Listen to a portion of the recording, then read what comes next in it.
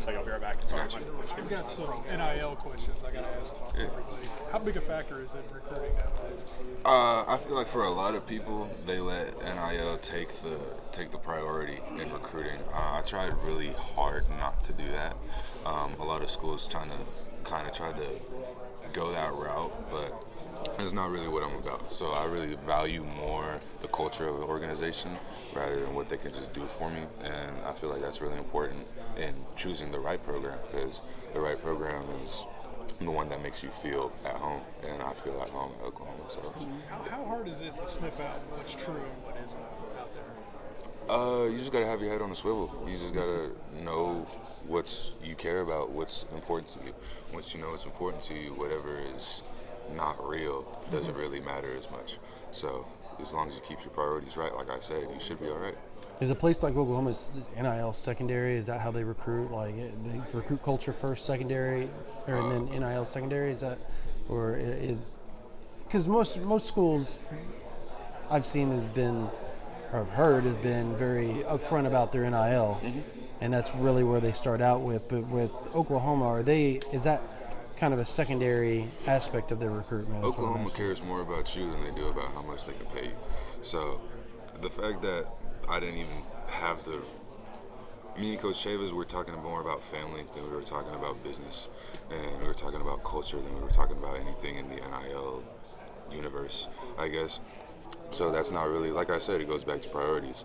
And Coach Venables has really changed the priorities of the program, I guess. He's really made it about family and about the culture and about the standard that Oklahoma holds itself to. And that's really what I was focused on in the recruiting process and what I really wanted to take a part in by coming here. Last week, did you opt into the video game?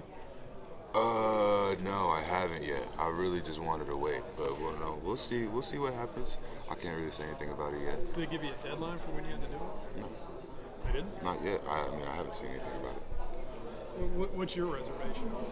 I don't know. I feel like it's kind of distracting. That's just, I really wanted to focus on playing football on the field than like a video game. That's just me though. I'm not much of a gamer anyways. So, it'd be cool to be in a video game, but it's not that big of a deal to me. All right, thanks, man. As far as just your overall experience since you've arrived here, has Oklahoma met the expectations for you? And has there been anything that's kind of shocked you since you've arrived, or I guess that's been very surprising, or some things that have been unsurprising to you since you've arrived and that you did expect? I didn't expect everything to be so close. They really centralized the campus around the facilities, the football facilities, which is really nice, really efficient for me. So, you wake up, you just walk across the street and you're where you need to be. I like that. It wasn't too crazy. I kind of expected it to be a hassle, so when it turned out that it was a hassle, it wasn't too crazy. I didn't expect it to be easy. Like I said, it's the hardest thing I've ever done, but I take that as a challenge and I enjoy it. I chose to embrace it, and once you make that decision, it gets pretty easy to just do what you need to do. What part of it has been the hardest thing you've ever done? Winter workouts were interesting. Coaching stations? Yeah, coaching stations, mat drills. They're not. No one's ever going to say that they're easy, but they're something that you need to do and you need to accomplish it. And once you do accomplish it, the sense of accomplishment is really satisfying. You came in. What was your weight? And what's your weight now? I weighed in the first day of testing at 233 pounds, and I am 255 pounds now. And you ran your 40? How fast did you run your 40? I ran 4.56, I believe. Okay. How do you feel like, Noah's helped you out? Coming from a home school, come to a big college like this, how do you feel like Noah's helped you out in that situation? Noah definitely helped me out academically. Taking these online classes has been kind of a breeze so far, and I really thank homeschool for that. It's different from playing college football is a lot different than playing homeschool football. But being able to be in a program where you're kind of overseeing a lot of different things, it's like simpler football. It kind of breaks down the game a little bit. So going from that to this, Coach Venables' defense is one of the most complicated in college football. So going from that to this is kind of a big adjustment, but being able to understand the game of football really helps. And it's all about football IQ. And once you get that down, it's pretty simple. Spring starts March 11th. What's your expectations, goals for you as it kicks off from start to finish? Like, what do you want to accomplish? Just develop as much as possible. I mean, this is really the first spring ball that I've been a part of, so I'm not expecting to, be as advanced as some of these other guys. But if I can advance myself as much as I can in the time that I have given to me, I'll be happy. And I'm sure that it will pay off when the season comes and I'm having to fight for a starting spot.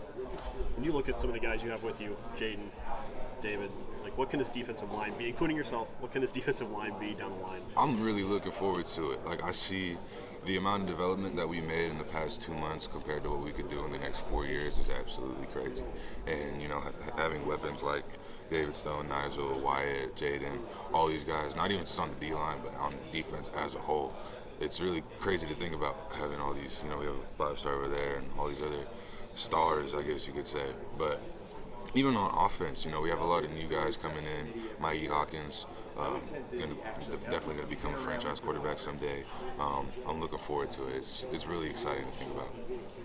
What you brought up all those names, but they're all young guys. As far as the older guys, is there anybody you've kind of clung to be like, okay, I'm going to follow you and kind of follow your footsteps and see if you can merge your own path, obviously, but like just kind of.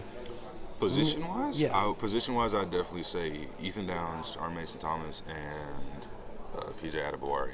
So those are the three main guys that I've kind of made my circle. And, there's so much experience and knowledge in that, group right there. PJ was a true freshman not too long ago.